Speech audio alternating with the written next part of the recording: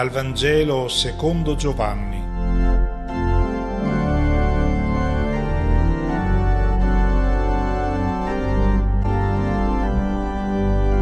Buona Pasqua.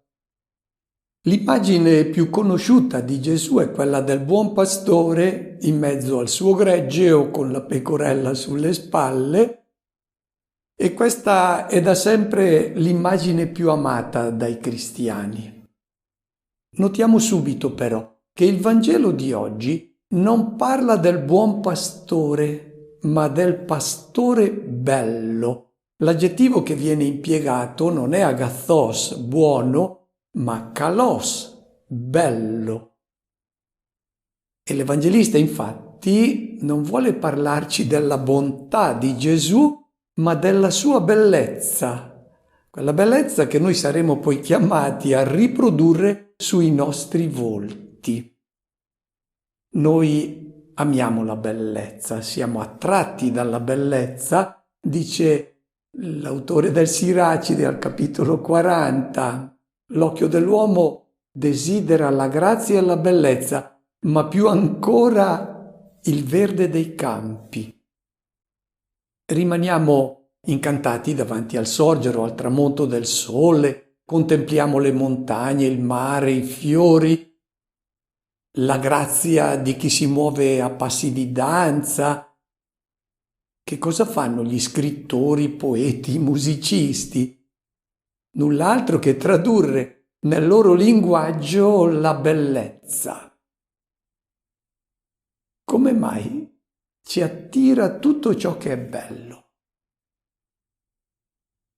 Perché le cose belle sono un riflesso dell'infinita bellezza di Dio. Noi siamo fatti per la bellezza perché siamo fatti per Dio. C'è un'espressione che tutti noi desidereremmo che ci fosse detta: che bella persona. Vuol dire simpatica, educata, servizievole, gentile, rispettosa, una persona bella. Tutti noi desidereremmo che lo si dicesse di noi. E Gesù dei suoi discepoli ha detto che dobbiamo essere persone belle. Quando dice: voi siete la luce del mondo, vedano le vostre opere belle. Purtroppo anche qui è tradotto con buone, no, belle. Eppure, quando Gesù si è presentato come il pastore bello, i capi dei giudei si sono indignati, lo hanno ritenuto un pazzo furioso e alla fine hanno cercato di lapidarlo. Come mai? Se in un villaggio in cui tutti sono brutti arriva una persona bella, prima non si rendevano nemmeno conto di essere brutti, ma se arriva una persona bella si guardano e si rendono conto della loro condizione, prendono coscienza del loro stato. Possono essere anche infastiditi dalla presenza di una persona diversa da loro. Ecco, i profeti nell'Antico Testamento avevano parlato dei pastori di Israele. Il profeta Ezechiele al capitolo 34 descrive queste figure di guide del popolo con l'immagine dei pastori e dice: guai ai pastori di Israele, sfruttano le pecore invece di alimentarle, non si prendono cura di quelle inferme, non fasciano quelle ferite, non vanno in cerca di quelle smarrite. Sono persone crudeli, violente, il gregge è allo sbando, è preda di tutte le bestie selvatiche, non se ne prendono cura. Ecco, di fronte a questa situazione Gesù dirà che le folle erano come pecore senza pastore. Ecco, in questa situazione giunge un pastore bello. E coloro che erano pastori brutti ne sono anche rimasti infastiditi perché avrebbero voluto perpetuare la loro condizione. Tutto andava bene per loro, erano tutti uguali. e forse non si rendevano nemmeno conto di essere pastori brutti. Sentiamo come Gesù si presenta a queste guide del popolo di Israele. In quel tempo Gesù disse: Io sono il pastore, quello bello. Il pastore, quello bello, pone la vita per le pecore.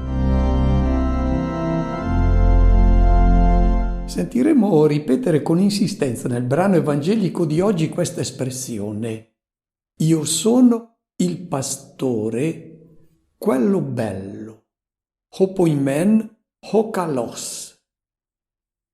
Anzitutto, io sono è un'espressione molto importante perché è l'autopresentazione di Dio, è il nome con il quale Dio si è presentato a Mosè, io sono. E quindi, quando Gesù impiega questa espressione, vuol dire adesso vi presento il volto di Dio, il volto di Dio bello, un volto da contemplare, perché c'è anche un volto di Dio che è brutto. È stato fatto un sondaggio negli Stati Uniti e che cosa è risultato? Che gli atei erano pochissimi, 5%, però soltanto il 22% avevano un'immagine di Dio benevolente, un Dio buono e soltanto buono. Il resto, che è ben il 67%, aveva un'immagine di Dio brutta, un Dio autoritario, lontano, che non si interessa dei nostri problemi, un Dio che condanna, un Dio giustiziere, un Dio che punisce. E questa immagine di Dio brutta è all'origine poi di una società che non è affatto bella. Perché? Perché chi adora questo Dio poi vuole riprodurre il suo volto e nasce allora l'immagine ideale di un uomo che è il dominatore, che si fa servire, che si impone, che pretende che gli altri gli siano sottomessi. Perché questa è l'immagine che molti ancora hanno di Dio. È un'immagine brutta. Adesso, quando Gesù si presenta come il pastore, quello bello, vuol dire contemplate sul mio volto l'immagine bella di Dio. C'è un Dio che è davvero attraente, amabile, ed è importante vederne la bellezza e provare il piacere di sentirsi amati da Lui in modo incondizionato. Vediamo allora che cosa rende bello il volto di Gesù. E abbiamo già sentito la prima caratteristica di questa bellezza. È colui che pone la sua vita a favore delle pecore. Il verbo che viene impiegato non è dona la sua vita, perché immediatamente noi pensiamo al dono della sua vita là sul Calvario. Ma qui c'è un altro verbo che è tithemi, pone la sua vita, cioè ti pone davanti la sua proposta di uomo, un uomo davvero bello. Ti pone la sua vita davanti perché tu possa confrontarti con questa bellezza di uomo e la possa riprodurre.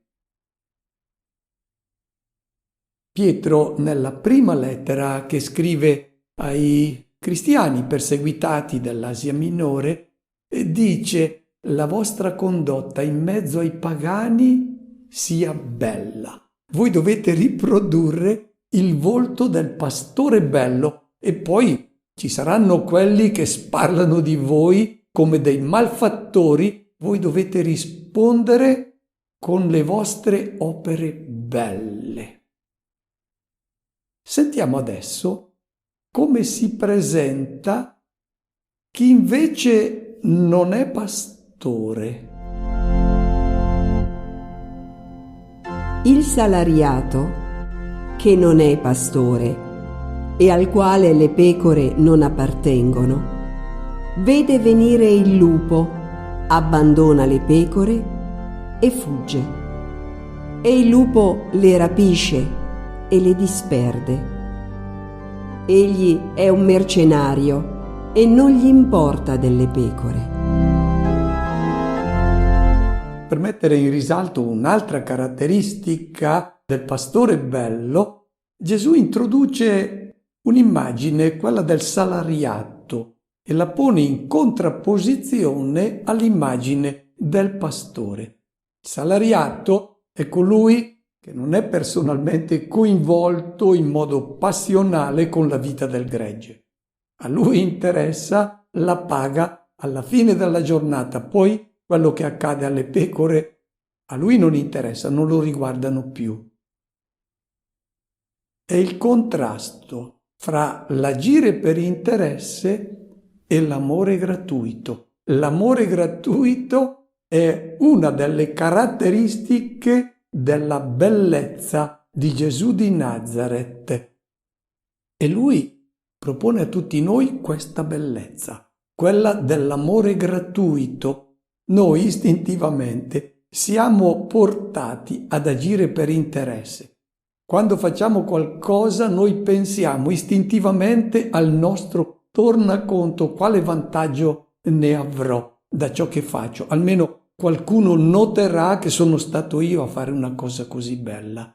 Ecco, quando noi ci ripieghiamo, pensiamo anche solo lontanamente al nostro tornaconto, noi deturpiamo questa bellezza che dobbiamo riprodurre sui nostri volti, alla bellezza del pastore bello che è Gesù di Nazaret, che ha agito in completa gratuità. E diciamo però che ce ne sono tante di persone che sono belle così. Pensiamo a quei cristiani, per esempio, che passano tutti i sabati pomeriggio dedicandosi alla vita della loro comunità, dandosi da fare in parrocchia, oppure chi si impegna nel volontariato, chi si dà da fare con gli handicappati, con coloro che hanno bisogno di aiuto. E questo accade. E forse abbiamo anche sentito dire da qualcuno molto più pigro, quale vedendo ciò che viene fatto da queste persone che sono belle e ne viene forse anche disturbato da questa bellezza e da questa gratuità, e magari dice, se lo fa vuol dire che gli piace, altrimenti non lo farebbe. Ecco, queste persone belle non se la prendono e continuano a lavorare, anche quando non hanno alcun riconoscimento del lavoro che svolgono e forse nemmeno alcun riconoscimento da parte del loro parroco. Queste persone che agiscono gratuitamente perché sono felici di vedere qualcuno che è contento, ecco, riflettono sui loro volti la bellezza del loro pastore. Che cosa fanno i salariati, ai quali non interessa il gregge? Vedono il lupo che è il nemico tradizionale del gregge, rappresenta le forze del male, le forze ostili. Il lupo che cosa fa? Non si dice che uccide le pecore. Non può ucciderle perché non può distruggere la vita dell'Eterno che è presente in ogni uomo, ma può allontanare dal gregge le pecore e non seguono più il pastore bello. Il lupo le può disperdere, può far loro smarrire il cammino. A volte noi sentiamo parlare di gioventù allo sbando o di società allo sbando. Ecco, questo è proprio il risultato dell'opera dei lupi. E i mercenari, i salariati, coloro che agiscono per interesse si disinteressano di ciò che accade, pensano a se stessi. E c'è tutta una spiritualità del passato che ci ha portato ad agire spiritualmente per interesse, pensando ai meriti che venivano accumulati in cielo, e chi faceva il bene lo faceva in fondo per interesse. Questo era un egoismo molto subdolo. No, ci rende brutti questo egoismo. Chi agisce e fa il bene lo fa in modo gratuito perché è bello amare. Ecco, chi ama non pensa a se stesso, pensa alle situazioni in cui si trovano i fratelli che magari sono in pericolo a causa di lupi.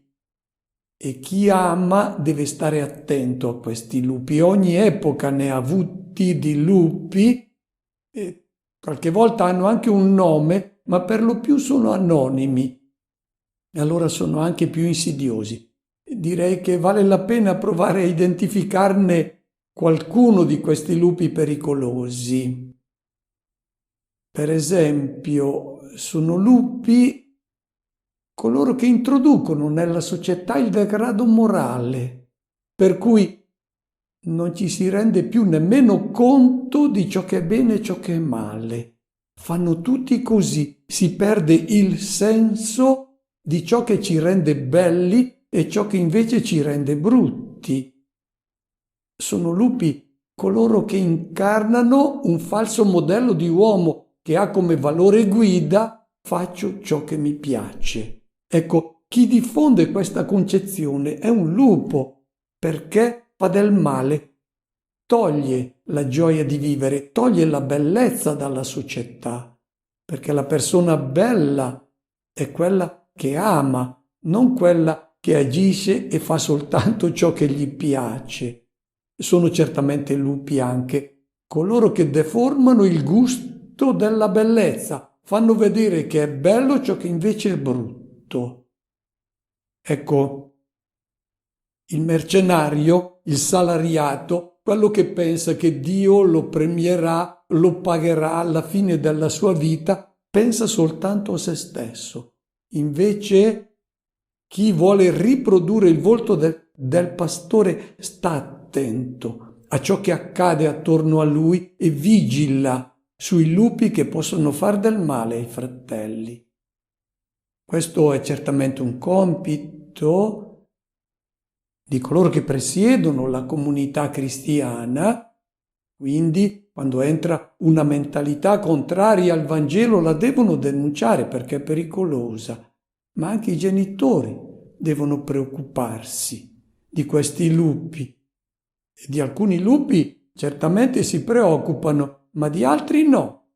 A volte finiscono per non rendersi più nemmeno conto che seguendo certe proposte di vita, certe mode, i loro figli diventeranno persone brutte, non belle.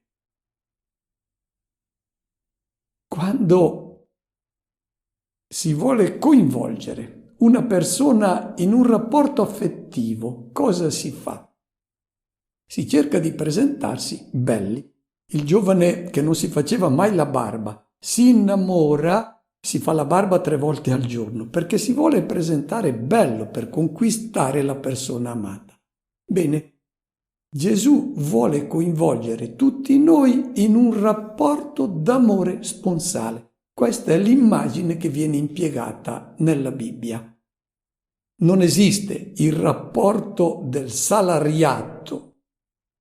Quando si accoglie la spiritualità di Gesù, c'è stata nel passato la spiritualità dei meriti, ha fatto il suo tempo. Non si fa il bene per ricevere uno stipendio alla fine della vita. Questo è il più subdolo degli egoismi. Il coinvolgimento d'amore sponsale, gratuito, con Dio e con Cristo, viene espresso nella Bibbia con un verbo molto significativo: conoscere. Il verbo conoscere è impiegato per indicare l'amore sponsale, la conoscenza profonda che hanno l'uno dell'altro lo sposo e la sposa. Questa è l'immagine che viene impiegata anche da Gesù nel brano di oggi. Sentiamo. Io sono il pastore, quello bello. Conosco le mie pecore e le mie pecore conoscono me. Come il Padre conosce me e io conosco il Padre e offro la vita per le pecore. Abbiamo sentito ricorrere per 4 volte il verbo conoscere. Io sono il pastore, quello bello, perché conosco le mie pecore conoscono me, io conosco il Padre conosce me. Questo verbo nella Bibbia ha un significato particolare. Indica l'intimo rapporto che c'è fra l'uomo e la donna nel loro incontro sponsale. È chiamato conoscenza. Il rapporto sessuale degli animali non è mai chiamato conoscenza, è solo la risposta a un istinto. A volte accade anche fra gli umani che il rapporto sessuale sia ridotto a una pulsione istintiva che non porta alla conoscenza d'amore reciproco e allora non è espressione umana questa. La conoscenza che si realizza nell'incontro sponsale umano porta a scoprire l'intimità dell'altro, ciò che gli dà gioia, i suoi desideri, i suoi pensieri, i suoi sogni, e le 2 vite si sintonizzano in un'unica vita. Questo è ciò che accade anche nella conoscenza di Dio. Se si entra in un intimo rapporto di amore con Lui, la nostra vita diviene espressione della sua vita, che è amore e solo amore. Gesù continua dicendo qual è la caratteristica di questa vita nella quale Lui è coinvolto perché è l'unigenito del Padre e adesso coinvolge anche tutti coloro che accolgono la sua proposta di vita bella. Dice: io pongo la mia vita a favore delle pecore. Non significa che lui muore al posto delle pecore, no. Significa che lui fa della sua vita un dono, perché questa è la vita del Padre che è presente in lui. E adesso è questa stessa vita nella quale lui coinvolge anche tutti noi. Chi sono adesso coloro che lui vuole coinvolgere in questa conoscenza d'amore con lui e col Padre? Sono soltanto alcuni, solo dei privilegiati oppure persone elette? Sentiamo. E ho altre pecore che non sono di questo recinto. Anche queste io devo condurre. Ascolteranno la mia voce e diventeranno un solo gregge e un solo pastore. Per comprendere queste parole di Gesù, dobbiamo collocarle nel contesto del discorso che lui sta facendo. Ha detto che lui è venuto per condurre fuori le sue pecore che si trovano dentro un recinto, anzi, per scacciarle fuori da questo recinto. Il testo originale chiama questo recinto aulè, che non significa ovile, ma recinto nel quale le pecore sono state rinchiuse da ladri e da briganti che le sfruttano e le uccidono. Qual è il recinto dal quale Gesù ha scacciato fuori le sue pecore? È il recinto dell'istituzione religiosa che predica un falso rapporto con Dio. Da questo recinto Gesù è venuto a cacciar fuori le sue pecore perché lì vengono sfruttate. Si tratta dell'istituzione religiosa che predica un falso rapporto con Dio. Qual era la pratica religiosa del Tempio di Gerusalemme? Era il rapporto con il Signore nel quale si era chiamate a dargli qualcosa, offrirgli sacrifici per ottenere i suoi favori, e anche le opere buone che uno era invitato a fare era per ottenere un qualcosa da Dio, le sue benedizioni, i suoi favori. No, non è questo il rapporto con Dio che Gesù è venuto a portare. Da quel recinto bisogna uscire. Purtroppo in questo recinto della falsa immagine di Dio ci sono ancora molte persone che si trovano dentro e che vengono mantenute dentro da mercenari che, forse senza nemmeno rendersene conto, mantengono schiave di una falsa immagine di Dio le persone. Gesù ha compiuto anche un gesto profetico molto chiaro quando ha cacciato fuori tutti dal Tempio. Era questo il recinto nel quale lui non vuole più che rimangano le persone. Poi continua dicendo che ha altre pecore che non sono dentro questo recinto, ma possono essere dentro in altri recinti, e anche queste lui deve guidare.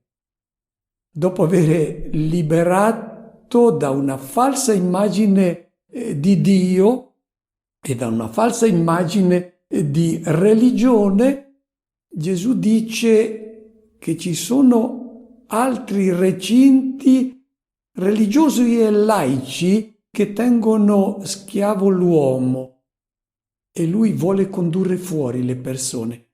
Proviamo a pensare a qualcuno di questi recinti, certe culture arcaiche, certe tradizioni che umiliano, che schiavizzano uomini e donne, sono recinti, e chi ha assimilato il pensiero e l'amore di Cristo deve impegnarsi a portar fuori le persone da questi recinti. Poi ancora, il recinto di una mentalità edonistica in cui ognuno è orientato a pensare a se stesso e a godersi la vita. È un recinto questo, e molte persone ci sono dentro e devono essere liberate da questa mentalità.